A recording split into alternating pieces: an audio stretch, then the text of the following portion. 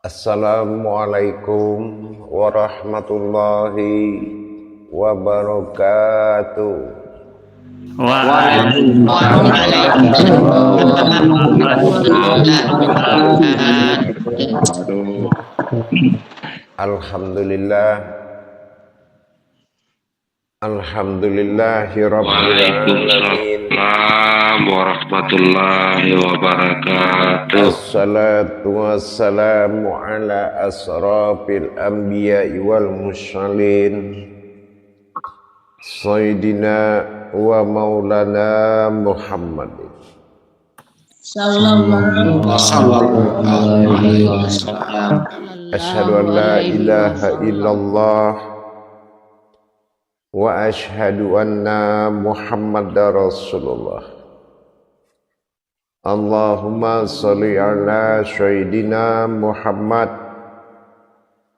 Muhammadun musyabihil wal ikram ya wal jalil wal ikram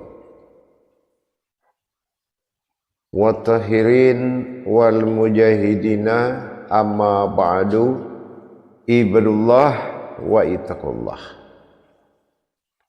Bersyukur kita kehadirat Allah dengan mengucapkan alhamdulillahirabbil alamin di atas segala limpahan karunia, rahmah dan hidayahnya, serta dengan izinnya juga, ridhonya juga, kita dapat menjalankan perintahnya, beribadah dengan bertolabul ilmi,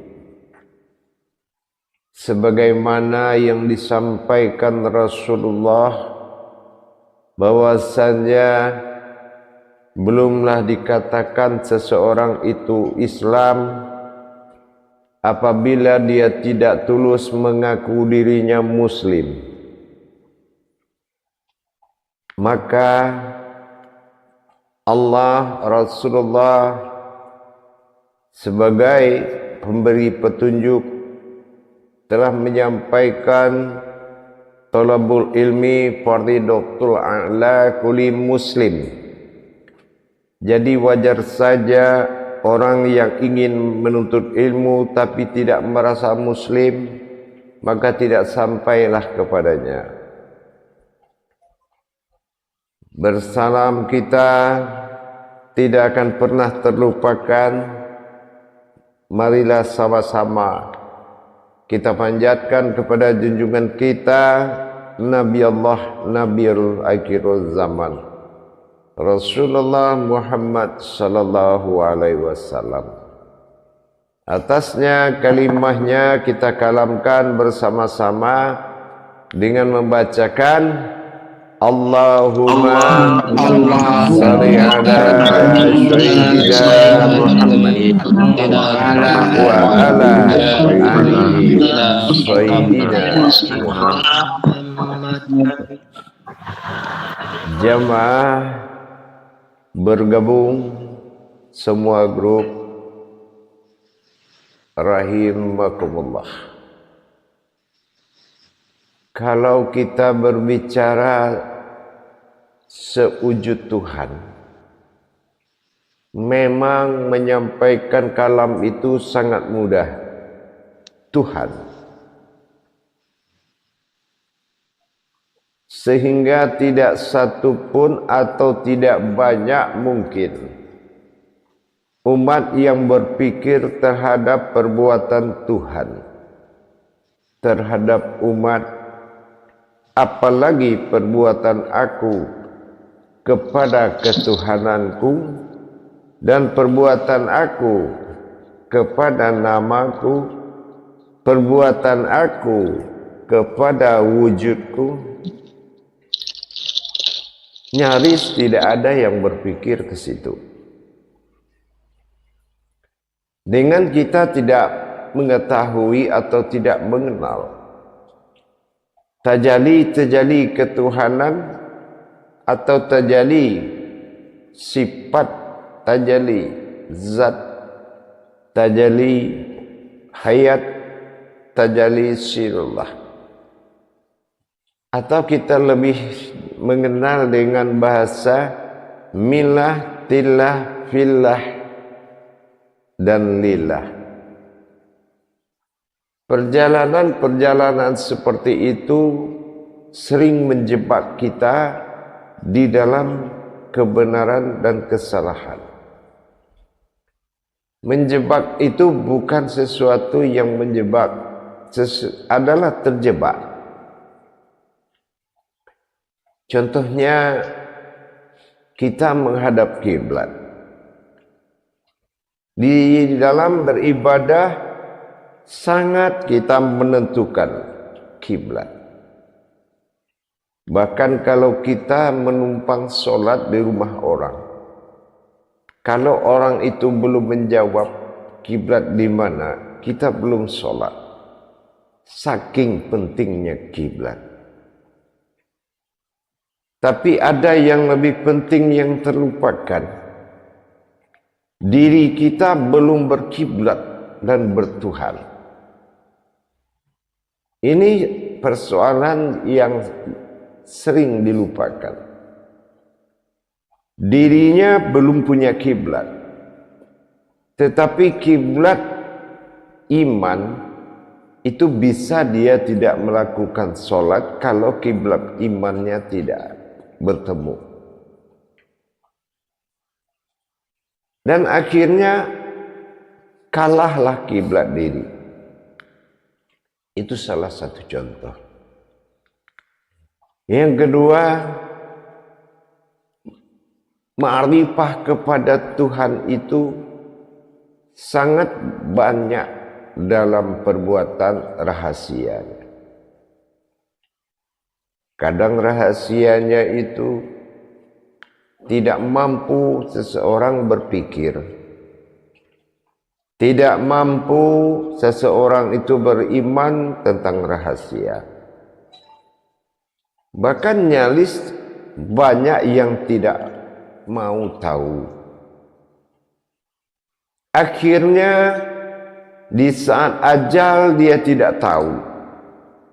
Ada orang yang meninggal jatuh dari motor. Dia bilang karena jatuh dari motor. Padahal dia sudah meninggal dikala dia sedang memakai motor. Dikatakan jatuh dari motor. Wajar. Dia tidak tahu kapan pasangannya datang. Dia pergi berkendaraan dan berjalan jauh. Akhirnya ajalnya sampai dikala dia di atas motor. Ini contoh aja baru. Termasuk yang dilalaikan. Semua itu tidak adanya penguasaan pergi dan datang dalam pengenalan. Innallaha innallahi innallahu. Bagaimana kedatangan dia sebagai orang yang terlihat. Bagaimana kedatangan sebuah dia yang terhidup, bagaimana dia bisa hidup. Dan bagaimana dia datang inallahu, dia kembali kepada sesuatu yang orang tidak melihat tempat itu. Tolong audionya. Sehingga datang ayat mengatakan la khaufun illallah. Terpaksa ayat itu turun meskipun sifatnya adalah suatu tasdik yang mana maknanya banyak. Karena tidak mungkin kayaknya dia tidak terkejut karena tidak ada perhatian, maka akan pasti dia terkejut. Kalau lihat dia terkejut, Allah merasa menzolim sifatnya. Jangankan membuat takut, membuat terkejut pun dia tidak mau. Karena kelalaian kita berma'rifah, sehingga kita tidak mengerti perbuatan asal usul kita yang berwujud menjadi wujudnya Allah. Dalam ilmu bermaujud seperti Muhammad dalam iman dan adanya Tuhan dalam kemustahilan. Kita jadi bahasanya jadi tidak mampu. Padahal itu kelalaian. Jadi jemaah, perlu saya ingatkan, jauh sebelum kamu memiliki kepintaran, aku, kata Allah, yang membuat kamu pintar. Bagaimana bisa pintarmu itu akan menjadi pintarku? Tapi pintarnya aku sudah pasti menjadi kepintaranmu.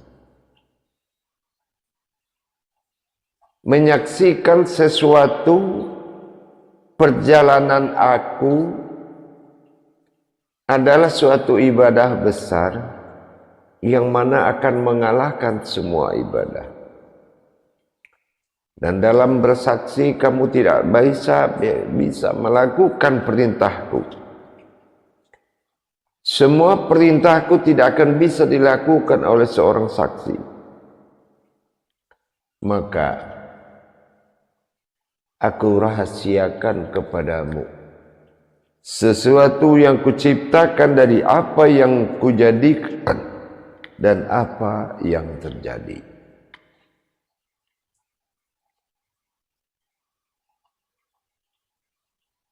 Perbuatanku pada diriku dan aku berbicara dengan diriku disebut dengan jazim.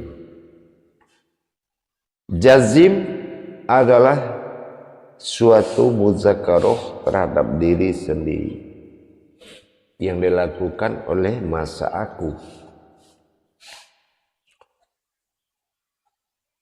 Sangat banyak kita paham dengan terbukanya ijab kerahasiaanku dalam masa tauhid ghaibiyah. Terbuka batasan-batasan yang mana tidak ada lagi batasan untuk kamu mengetahui. Bahkan kamu adalah menjadi suatu batasan bagiku, sehingga tidak ada lagi yang aku diakui di luar an-nazir nyatamu yang berwujud kamu terhadap keakuanku. Hanya sebatas kamu, tempat aku berpijak atau disebut dengan as-sajadah.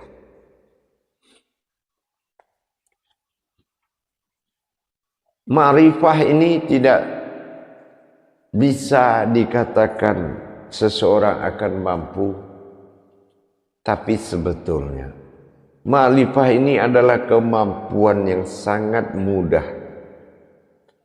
Hanya rahasia yang belum tahu. Bukan harus bisa. Setelah kita tahu, kita akan bisa. Inilah perbedaan cara belajar. Secara Masehi atau secara keumatan, banyak orang belajar dulu baru tahu. Tetapi secara ketuhanan, petunjuk itu lebih awal datang daripada pedoman. Akhirnya kita harus tahu dulu baru belajar. Konsep-konsep beginilah yang jamaah itu harus paham. Jangan hanya menerima dan kita takut terhadap atau kita merasakan kebimbangan dikala menerima hal yang bukan kemampuan kita. Kalau menerima sesuatu yang kita tidak mampu, supaya mampu tentulah kita dengan sami'na wa ta'na, taat dan patuh. Itu satu. Yang kedua, yang paling penting adalah status tauhid dirimu terhadap seseorang yang mengajarkanmu. Ini sangat menentukan sekali. Bahkan kalau yang mengajarkanmu itu mengatakan kamu bisa, sambil tidur pun kamu bisa belajar, tidak perlu bangun. Allah menurunkan wakil bukan mewakili, tapi nikmat wakil yang memakai hak ketuhanannya. Dan kalau kita hanya menganggap itu seorang manusia yang menceritakan Tuhan ke kita, lebih bagus pergi jauh-jauh. Karena prasangkamu itu tidak masuk dalam konsep ketuhanan. Kita percontohkan seperti Muhammad. Kenapa Allah menempatkan dan meletakkan jabatannya sebagai Tuhan kepada Muhammad? Padahal perbuatan Muhammad belum sempurna bertuhan kepadanya.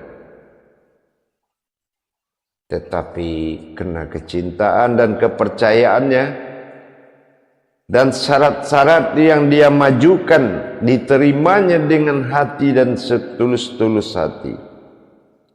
Menyanggupi semua persyaratan yang diajukan ketuhanan kepada keumatan yang mewakili umat. Sanggupkah, sanggupkah, sanggupkah, sanggupkah, dan sanggupkah? Jawabannya sanggup. Ini juga sangat menentukan ilmu yakin. Jangan kita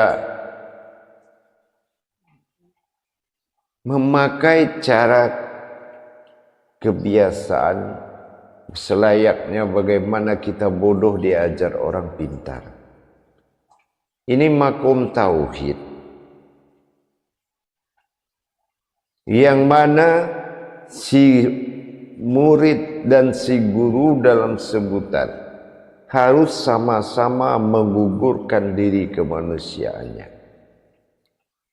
Harus sama-sama meninggalkan makom kemanusiawiannya dan masuk ke dalam konsep tauhid. Pintarnya Muhammad karena gurunya Allah. Pintarnya Allah karena gurunya Tuhan. Pintarnya Tuhan karena gurunya aku. Ini konsep tauhid. Tetapi dalam makom belajar sekarang ini sangat menentukan. Sebetulnya tidak pantas untuk dikatakan, tetapi jauh lebih pantas kita berpikir, apakah saya berguru kepada seseorang yang tahu saya tidak tahu, atau seseorang yang wujud, atau seseorang yang bersifat kepada sifatnya adalah aku, atau memang sebuah wahyu dan aku adalah an-nazir yang nyata, ataukah dia sebagai wujud dan aku sebagai maujud, atau siapa sebetulnya yang tahu siapa Tuhan ini? Mungkin nilai itu perlu ditambah jemaah dan berpikir sejauh mungkin. Kalau tidak, kita ini akan seperti ban mobil antara ban depan dengan ban belakang, saling satu arah tetapi tidak pernah bertemu kecuali dalam suatu kejadian. Contoh kejadiannya belajar. Tapi di luar belajar, siapa yang ingat terhadap sesuatu yang berjasa kepada dirinya? Kalau kita tidak bersyukur kepada nikmat yang kecil, Allah tidak berikan nikmat yang lebih besar. Kalau kita tidak bersyukur kepada nikmat yang besar, maka Allah mengatakan azabku sangat pedih. Untuk itu lebih jauh berpikirlah sebelum terlalu jauh.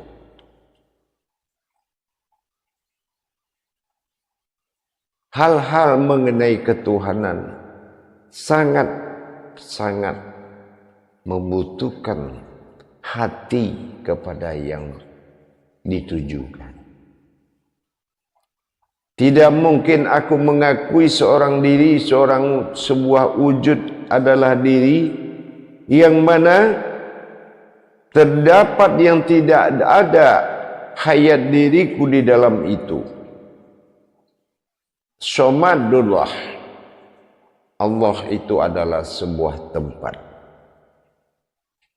Kata-kata Allah itu adalah sebuah tempat yang mana alif masuk ke dalam alif, sifat masuk ke dalam sifat, asma lebur kepada sifat, dan hayat af'al lebur menjadi hayat. Itu hanya tempat. Samadullah. Pengalaman-pengalaman seperti ini sangat nomor satu. Aku adalah sebuah perbendaharaan.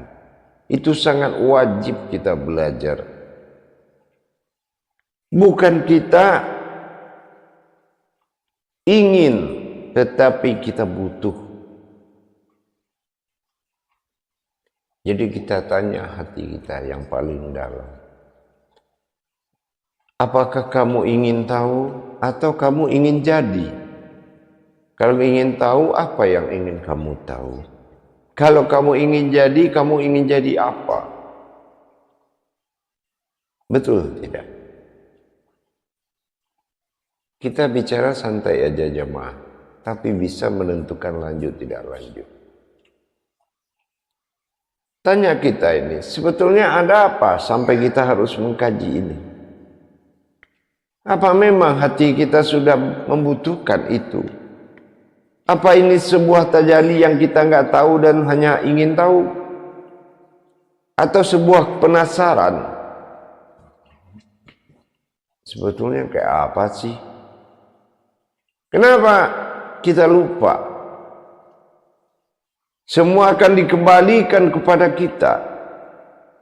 Apapun yang dikaji akan kembali kepada kita. Apapun yang dibilang akan kembali kepada kita. Dan apapun yang dilihat akan kembali kepada kita. Sanggup gak kita? Kalau nanti semuanya kembali kepada kita. Tentu hukumnya ingin tahu atau ingin jadi.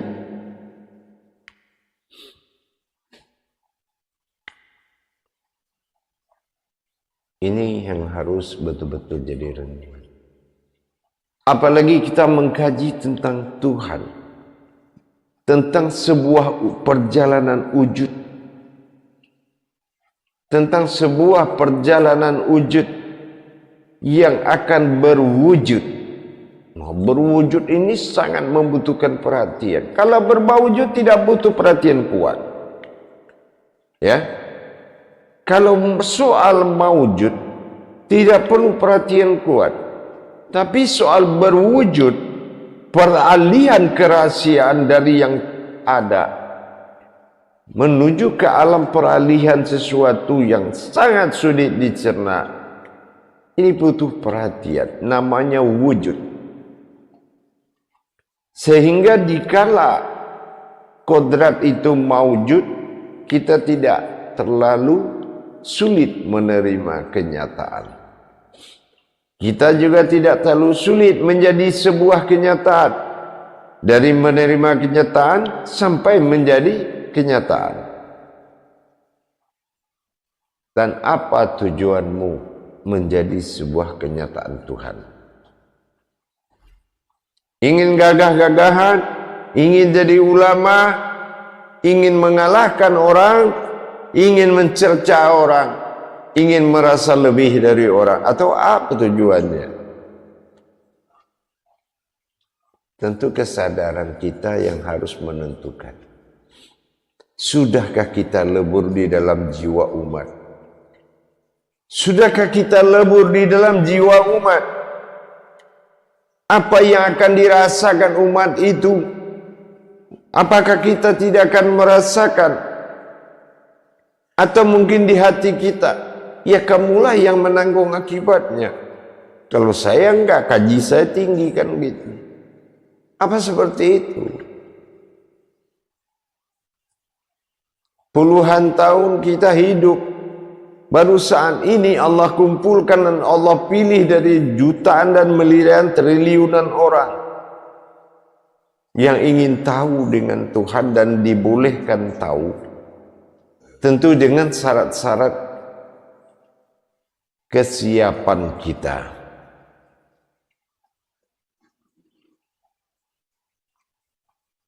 Kesiapan dalam arti apa? Menerima perjalanan-perjalanan dan tingkah yang mana akal dan nafsu tidak sanggup mengikuti perjalanan itu.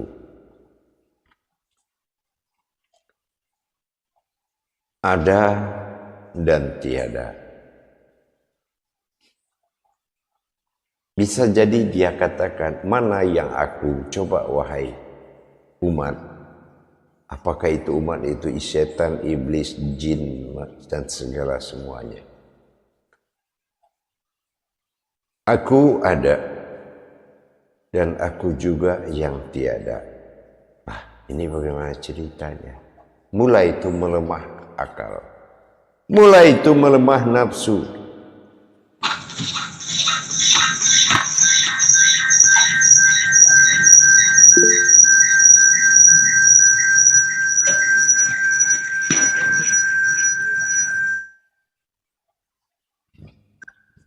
Yang tidak buka layar saya keluarkan ya. Mulai itu jemaah, pertanyaan demi pertanyaan. Aku milah, aku filah, aku tilah, aku lillah. Perjalanan demi perjalanan.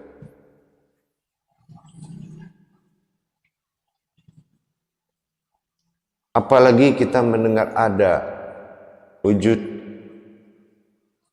Awalnya kita sangat percaya. Mulai kita senang. Kita akan mengkaji ada. Waduh, akhirnya saya tahu juga dengan Tuhan saya. Nah itu juga sudah terpisah itu dari diri kita. Rasa seperti itu. Tetapi kalau kita penasaran ke diri kita sendiri, kenapa saya berwujud seperti ini? Rupanya saya ini berasal dari Tuhan. Kesadaran itu sangat tinggi. Kita mulai senang dengan adanya pengakuan wujud. Wujud itu ada. Tapi senang, baru saja kita mulai senang, ternyata aku juga yang tiada. Mulai kacau, mulai simpang siur pikiran kita. Bagaimana ceritanya? Aku juga yang tiada itu adalah ada. Masya Allah. Begitu nilaimu tidak tercapai olehku. Rasa bersyukurku menjadi kodrat yang tidak bisa dicapai oleh siapapun. Ternyata di dunia ini mudah sekali buat setan merubah aku. Mudah sekali buat akal untuk menjadikan suatu perkara. Mudah sekali buat nafsu. Ternyata saya punya riwayat yang sangat luar biasa. Karena saya adalah sebuah wujud Tuhan. Itu dibutuhkan kesadaran. Kalau disampaikan kepada orang, maka itu dikatakan takabur. Tapi kalau disampaikan kepada hati dan nurani kita, itu namanya makburur. Nyatanya aku sudah paham dengan yang ada. Setelahnya terjadi lagi yang tiada itu aku. Bahkan yang awal yang ada itu adalah yang tiada. Bagaimana bisa ada itu ada? kalau tiada itu tidak dahuluan ada. Mulai saya terbuka jalan. Kan gitu harusnya. Namanya kita mencari sebuah wujud yang maujud menjadi kita. Kan itu yang usul. Kalau yang terlihat ini adalah asal.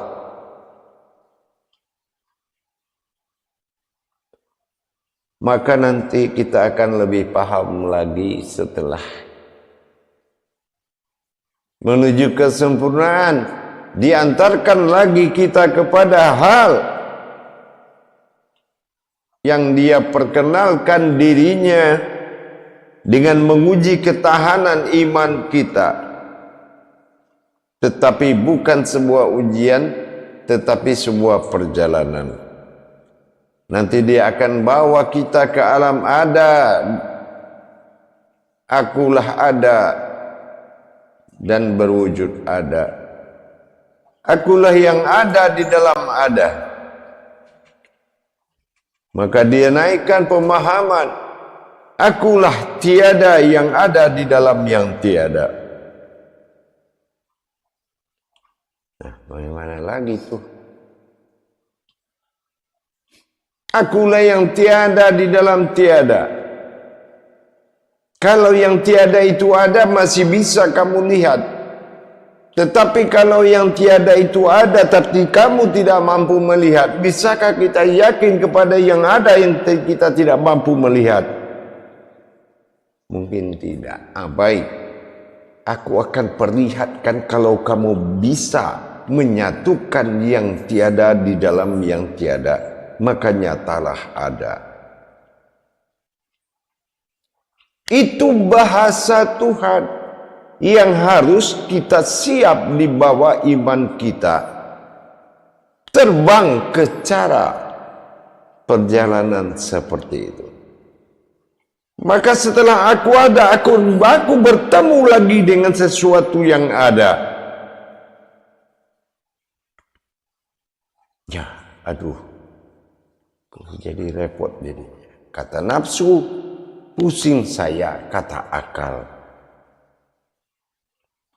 Ya terserah, mana yang mau diikuti? Mengikuti Tuhan, mengikuti pusing, atau mengikuti wahyu atau nafsu? Ya terserah kita. Kita punya akal sehat. Akal sehat watak dari Allah wa ta'ala. Bukan mutmainah nafsu yang sadar. Kita belum bisa membedakan mana yang watak Tuhan dengan nafsu yang sadar. Mutmainah. Belum kita bisa membedakan itu. Bisa jadi kebenaran itu adalah batasannya baru mutmainah. Tentu kita harus ingat kata Allah daya.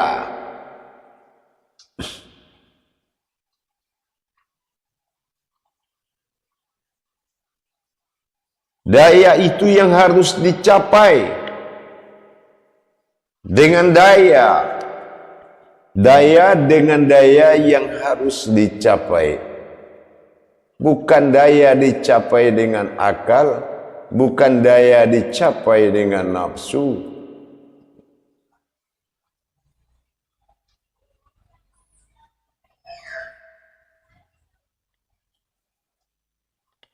Untuk itu jamaah itu di sini belajar menerima suatu perjalanan. Waladzina jahadu fitna lahadiyahum subulana. Orang yang bersungguh-sungguh di jalanku, maka aku akan memperlihatkan. Dan manusia itu adalah jalan. Ihdinas siratal mustaqim. Tol itu jalan lurus, mustaqim itu satu.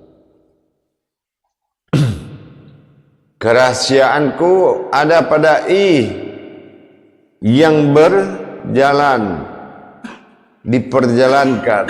Nas adalah manusia. sirat tersirat. Artinya apa? Bukan manusia goib.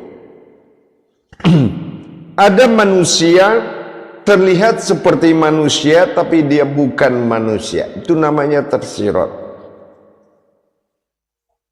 Nasiratul, dan itu adalah jalan mustaqim, berasal dari yang satu dan hanya satu jalan itu. Tentu di situ akan terjawab jalan mana yang seperti siratal mustaqim, yaitu siratal lazi, jalan yang tidak mengandung sifat manusiawinya, orang-orangnya. Ayat itu saling bercerita berdua. Ihdina siratal mustaqim. Yang seperti mana? Siratal lazi, yaitu jalan tersirat itu adalah bukan orang-orangan yang tidak memiliki sifat kemanusiaan, kemanusiawian, tetapi adalah aku, sebuah wujud batin, yang terlihat. Ta'ala adalah Tuhan, ihim berbentuk diri. Kalau jamaah itu arif dengan kalimat itu, jangan dientengkan. Untuk apa saja kamu lakukan kalimat itu, dan asal kalimatul haq hidup di matamu, kalimat itu bisa kamu saksikan di dirimu. Tidak perlu lagi kamu membayangkan sebuah ilmu, tapi nyata sudah kamu menjadi ilmu. Tapi dengan lidah nafsu enteng sekali kita mengatakan hal seperti biasa. Itu yang kufur nikmat. Kalau saya dulu menerima kalam itu, bergetar 8 aras Allah di dalam diri saya.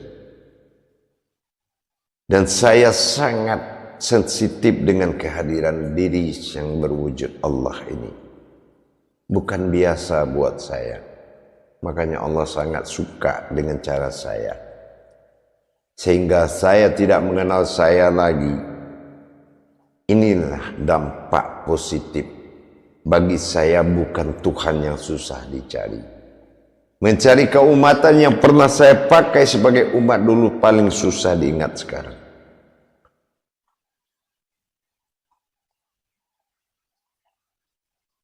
Jadi jamaah sekalian, kita harus siap dengan bantingan-bantingan tauhid ini.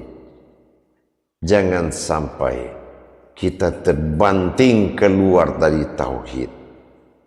Karena yang dikeluarkan dari tauhid itu adalah sesuatu yang telah dihinakan. Apapun yang dimuliakan oleh Allah yang keluar dari tauhid, maka tidak dihalalkan buat dia menginjak rumahnya Allah. Kalau tauhid tidak nyata pada dirinya, dan dirinya bukan, kalau dirinya itu bukan tauhid, harusnya tauhid itu adalah dirinya. Perjalanan hayat itu adalah dia, dan dia itu perjalanan hayat yang nyata seperti hayat dan hayat yang terlihat. Maka jalan ini sudah terlihat. Kalau dijanjikan dalam surat Ankabut, wala zina jahadu fina lahadiyahum subulana, orang yang bersungguh-sungguh di jalanku maka akan ku perlihatkan padanya. Maka jalan ini sudah terlihat. Akulah jalan itu. Ihdinas siratal mustaqim. Tersiratlah aku mustaqim, maka nyatalah aku pada ketakwaan diriku kepadaku. Sudahkah kita menjadi diri yang takwa kepadanya? Kepadaku diri yang aku punya sendiri. Sudahkah siap kita dikempulangkan dan dikembalikan kalam-kalamnya? Insya Allah kita akan berada di kajian-kajian yang mana belum berprasangka Tuhan, belum berprasangka umat, tapi masih dalam proses wujud. Dan ini masih dalam proses takyun, belum takyun awal, belum takyun sani. Kita harus siap mengungkap sejarah terhadap sesuatu yang rahasia. Apa sesuatu yang rahasia? Bagaimana kita mengalami dua kodrat hidup, yaitu kodrat hidup. Apa kodrat hidup? Rahmat tempat berpijak, nikmat namanya yang memijak. Rahmat tempat berpijak tidak terlihat. Nikmat tempat siapa yang memijak, nikmat yang memijak juga tidak terlihat. Artinya sebuah misteri yang harus terungkap. Itu yang dikatakan wujud yang mustahil. Aku serahkan semua alam ini kepada Nabi akhir zaman. Siapa Nabi akhir zaman? Ya Allah, umatnya Muhammad, anaknya Adam. Insya Allah Muhammad adalah batinku, Adam adalah zahirku. Maka bersatulah zahir dan batin menjadi aku. Maka nyatalah aku dalam zahir dan batinku. Zahiru fil batinu. Insya Allah. Mudah-mudahan wawasan ketuhanan ini akan membawa kita lebih kuat lagi di dalam menjalankan tauhid. Bahwasanya ke depannya kita akan menempuh jalan tanjakan-tanjakan, yang mana tanjakan itu dengan belok-beloknya tidak kita paham dan kita tidak tahu. Maka la ka'ufun ilallah. Jangan merasa kaget, tetapi berasa bahagialah dengan kita bertemu dengan sesuatu yang kita tidak tahu. Dan berbahagialah dengan sesuatu yang kita belum paham, dan berbahagialah dengan sesuatu rahasia yang mana kita tidak mampu menerima. Dan itu adalah kebahagiaan. Kalau yang biasa diterima, itu bukan kebahagiaan. Insya Allah pada jemaah, sebentar lagi kita akan bertemu lagi dalam 10 menit yang akan datang. Insya Allah dalam tema muzakaroh, ada di dalam ada tiada di dalam tiada. Insya Allah kita akan lanjutkan sebentar lagi. Akhirul kalam wa billahi taufiq wal hidayah. Assalamualaikum warahmatullahi wabarakatuh. Waalaikumsalam warahmatullahi wabarakatuh.